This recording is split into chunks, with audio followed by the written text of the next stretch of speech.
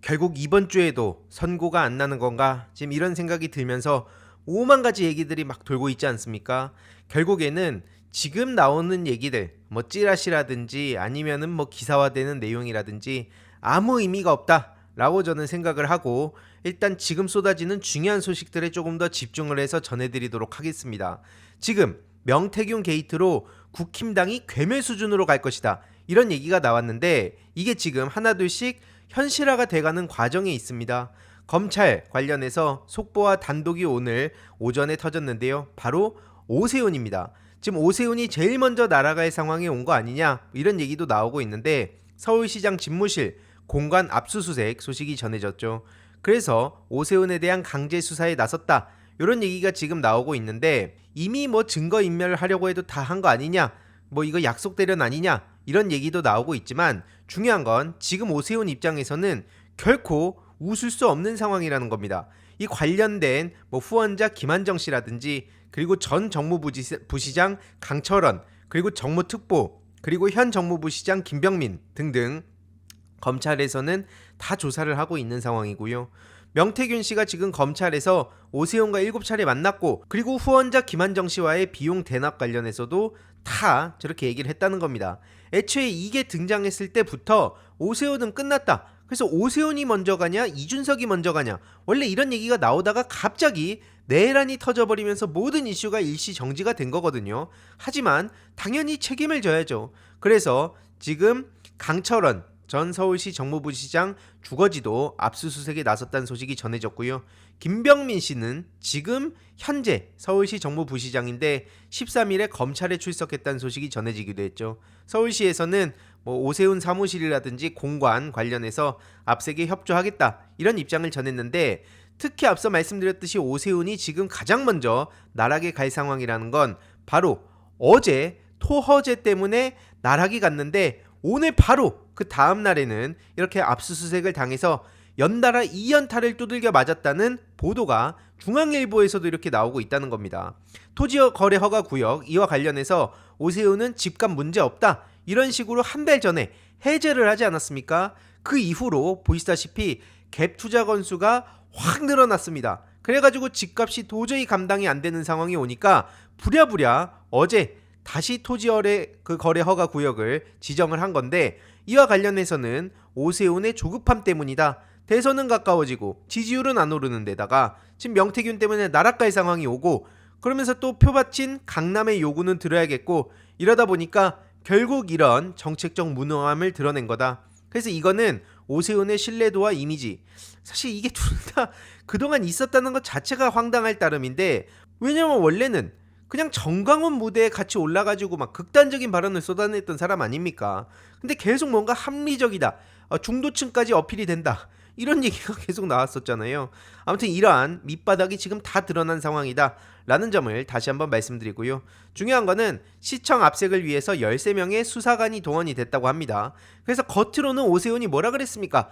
나 한번 털어봐라. 난 떳떳하다. 라고 겉으로는 저렇게 떠들어댔지만 이거 국힘 종특이라고 계속 말씀드렸죠. 검찰 수사관이 시청에 들이닥치니까 뭐 직원들부터 해가지고 놀란 표정을 감추지 못했다는 겁니다. 앞서 말씀드렸듯이 전날 토허제 때문에 난리가 나가지고 이거 오세훈 끝났다 이런 평가가 나오고 있었는데 연타로 바로 명태균 게이트 관련해서 압색까지 치고 들어가니 보시다시피 네이버 댓글에서도 검찰이 한동훈을 선택한 거 아니냐. 아무튼 중요한 거는 명태균 게이트와 관련된 모든 인간들은 싹 다 책임을 물어야 된다. 이런 반응들이 이어지고 있습니다. 덧붙여서 최상목이 명태균 특검을 거부하는 이런 꼬라지를 부리는 거에 대해서도 당연히 책임을 물어야 된다는 얘기가 나오고 있고요. 지금 관련한 단독도 계속 나오고 있습니다. 모든 관심사가 윤석열 헌재 선고 도대체 언제 나는 거냐 여기에 쏠려 있는 상황이지만 중요한 이슈들이 계속 터지고 있다는 점을 좀 주위에도 많이 알릴 필요가 있는데요. 명태균 쪽이 오세훈을 위해서 일한다는 느낌을 받았다. PNR 대표가 검찰에 진술을 했다고 합니다.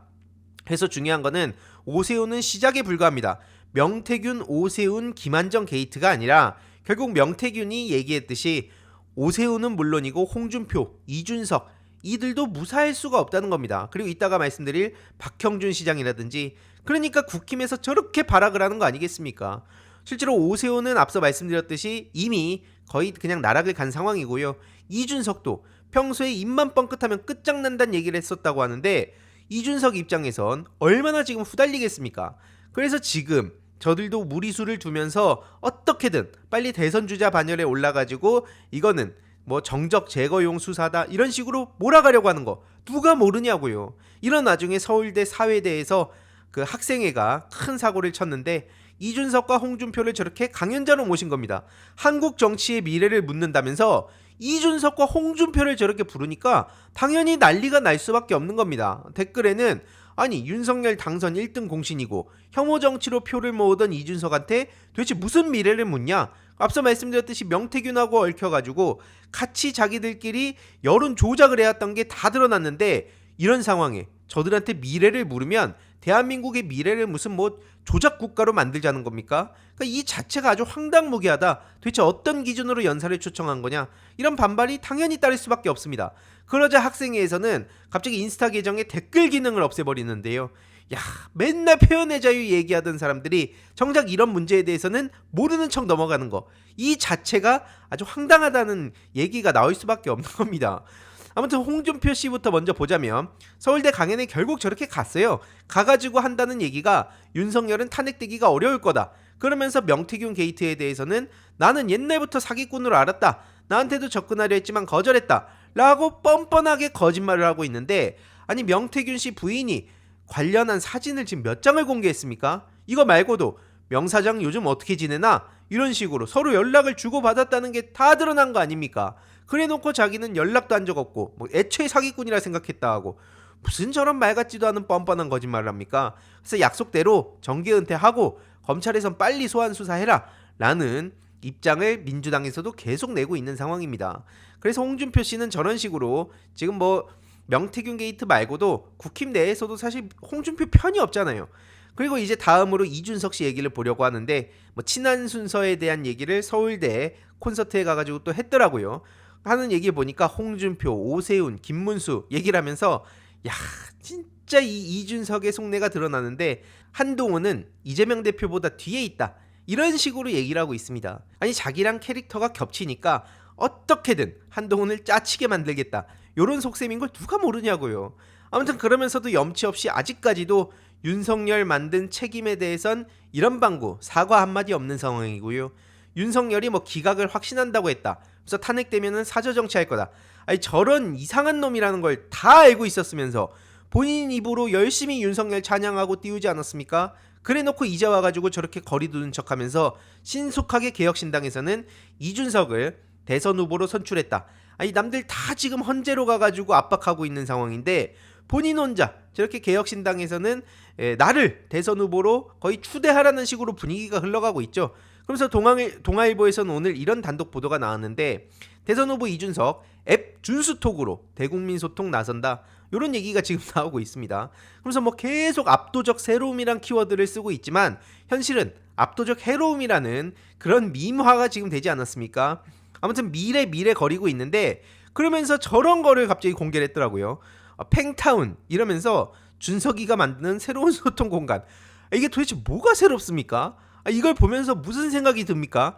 이걸 보면은 진짜 야 이준석은 역시 양당과 다르게 대한민국의 미래를 담당할 어떤 천재적인 정치인이다.